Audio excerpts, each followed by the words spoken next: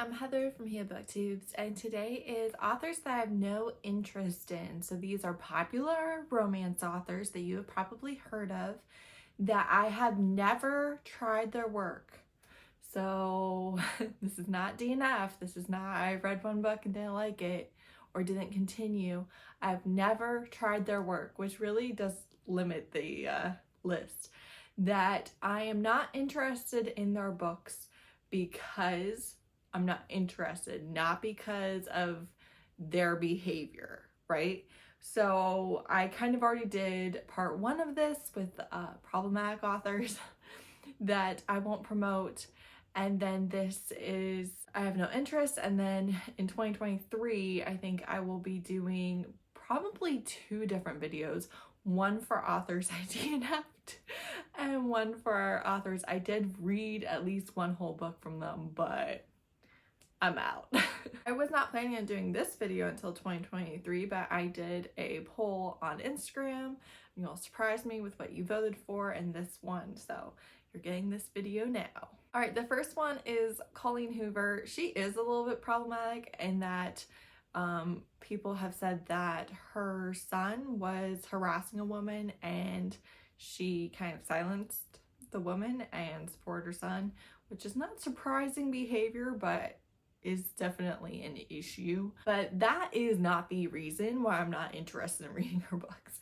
I have heard more than I want to do, right? So her books, I guess, are really readable, but they're also very emotionally manipulative, and I don't like that. I don't like having my heart ripped out. I don't like the feelings. I don't like any of the things. And also, she's not really romance. She is definitely categorized as romance, but not everybody gets a happily ever after, all the things, and it's definitely some issues. So I have no interest. I will never read her. I will never read her for a video. Those videos already exist. Like, it's not ever gonna happen. I could not care less. Next is Emily Henry, who catapulted to fame. Again, I actually was really interested in reading the first one before reviews were out or anything. It was on anticipated releases, and I was like, okay, this sounds so good. But again, it's not the funny, lighthearted, feel-good that you think you're getting.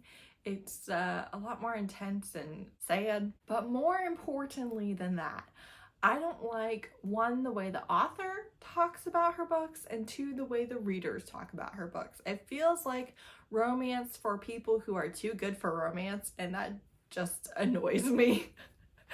So, no.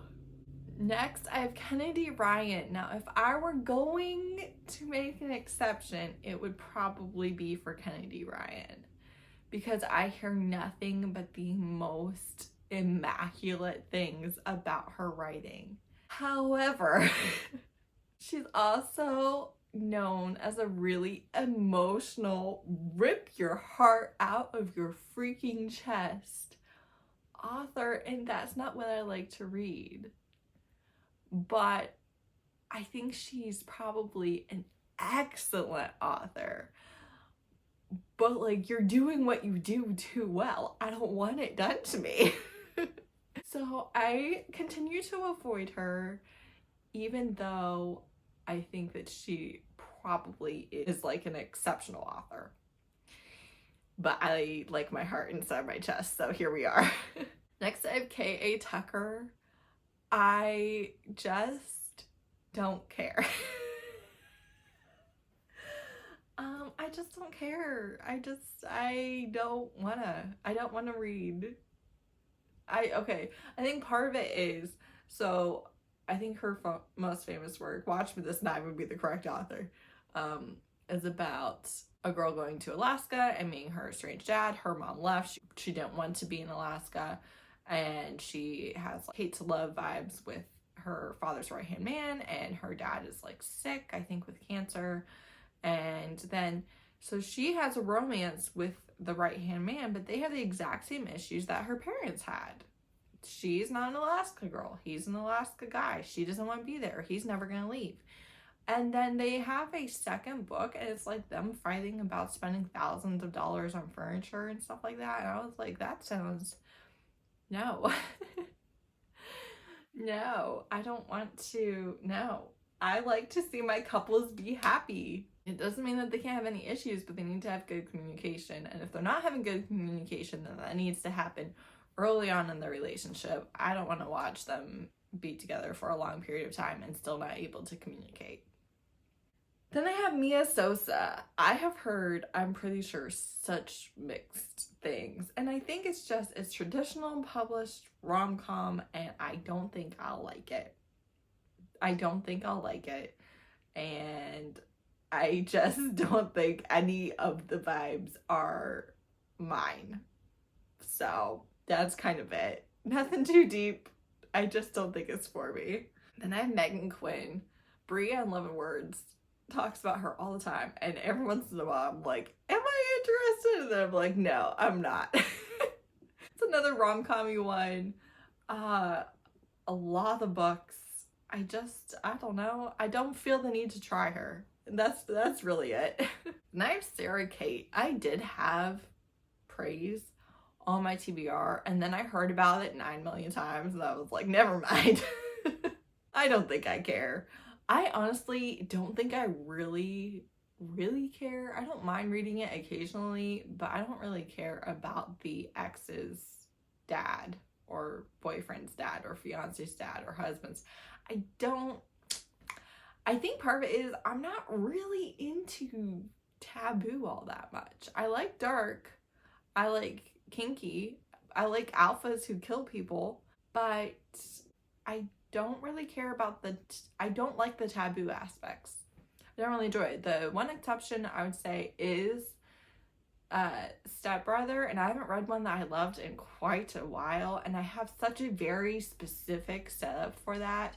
The family has to be completely dysfunctional. It cannot be a happy family. They have to have had little to no interaction before moving in together. They both have to be like 17, 18. And it has to be the two of them against like their parents in the world. Like it has to be them bonding together and protecting each other and being like, well, this is the only good thing out of this mess. And I think that's like the only taboo thing that I really ever enjoy. And it is a very specific setup for it. And it only works as step siblings for me. I don't think I like any of the other step relationships. I don't know. I think that's my only taboo that I'm really like, no, I'm interested in picking that up. The rest are kind of, I think I'd like it better without that taboo aspect. So I think that's an interesting thing about my reading taste. And I have Olivia Dade. I have heard such good things about her plus size rep and everything. I just think if I was going to pick her up, I would have already. And I haven't, so I don't think I ever will. Just knowing myself, I've never actually really been tempted to pick it up, and so I don't think I probably ever will. I would be surprised if I hated it. I think if I picked it up, I would enjoy it okay. But I don't think I would love it, and I'm not interested in finding out. Then I have Gianna Darling. So, one, I've put her on my TBR a couple of times and always been talked out of it. And I really feel like this is one that I will either love and be like, I can't believe it took me so long, or despise and not understand the hype at all whatsoever.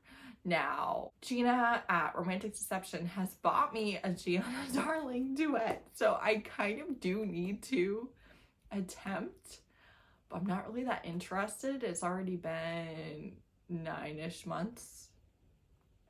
I've never even come close to reading it. I probably should. A lot of people that I do have similar tastes with do enjoy it, but I just don't. I don't. So, I don't know. I think I've heard that her dialogue is not very good, and I am a dialogue girly.